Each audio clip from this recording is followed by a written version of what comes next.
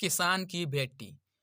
एक बहुत गरीब किसान था। वह अपनी बेटी के साथ एक छोटी सी झोंपड़ी में रहता था। उसके पास खेती करने के लिए इतनी कम जमीन थी कि उसकी फसल को बेचकर उसे बिल्कुल थोड़े से रुपये मिलते थे। उन रुपयों से वह लोगों को ठीक से खाना भी नहीं खा पाते थे। वह राजा के पास अपनी समस्या लेकर आया। राजा दयालु थे। उन्होंने किसान को अपनी जमीन में से कुछ जमीन दे दी खेती करने के लिए। उन्होंने कहा, यह जमीन तो हमारी ही रहेगी, लेकिन उस पर उगने वाली फसल तुम्हारी होगी। किसान ने राजा को बहुत बहुत धन्यवाद दिया। एक दिन वह खेत की जुताई कर रहा था, तभी उसका हल किसी कठोर चीज से टकराया। उसने वहां खोदकर देखा तो उसे सोने की ओखली मिली। किसान ईमानदार था। उसने अपनी बेटी से कहा, हमें यह ओखली राजा के खेत से मिली है। जिसकी जमीन है उसकी यह ओखली भी है, इसलिए हमको इसे राजा को लौटा देना चाहिए। किसान की बेटी बोली, नहीं पिताजी, आप ऐसा मत कीजिए। आपको सिर्फ ओखली मिली है। यदि राजा ने आपसे इस सोने की मूसल भी मांगी तो आप क्या करेंगे?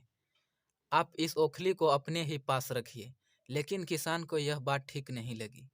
वह बोला, जो चीज हमें मिली ही नहीं, वह राजा को मांगने का कोई अधिकार नहीं है। वह राजा के पास ओखली लेकर पहुंचा, लेकिन दरबार में ठीक वैसा ही हुआ जैसा किसान की बेटी ने सोचा था। राजा ने सोचा कि किसान ने लालच में मूसल अपने पास रख ली है। किसान बेचारा सोने की मूसल कहाँ से ला कर देता। नतीजा यह हुआ कि किसान को जेल में डाल दिया गया। जेल में उसे ढंग से खाना नहीं मिल पाता था, न पानी। किसान को ऐसी गलती की सजा दी गई थी जो उसने की ही नहीं थी। वह खाए पिए बिना निढाल हो गया। लेटे लेटे वह रोता रहता था और कहता था कि बेटी की बात मानी होती तो काश आज मैं अब यह नहीं होता। एक दिन राजा ने उसे कहते हुए सुन लिया। उन्होंने किसान से पूछा कि वह ऐसा क्यों कह रहा है। तब किसान ने राजा को पूरी बात बताई। राजा को अपनी गलती का एहसास हुआ। किसान को तुरंत छोड़ दिया गया। किसान की बेटी को राजा ने दरबार में बुलाया।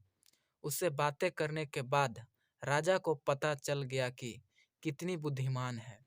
किसान की बेटी को राज्य के खजाने का मंत्री बना दिया गया। उन्होंने रहने के लिए घर और सभी सुख सुविधाएं दी गई। किसान और उसकी बेटी सदा सुख से रहे। किसान को थोड़ा कष्ट जरूर झेलना पड़ा, लेकिन अंत में जीत सच्चाई की हुई। आज यही था कहानी मेरे दोस्तों। अगर आप लोग अच्छा लगे तो इस कहानी को शेयर जरूर कीजिएगा। धन्यवाद। मिलते हैं नेक्स्ट वीडियो में।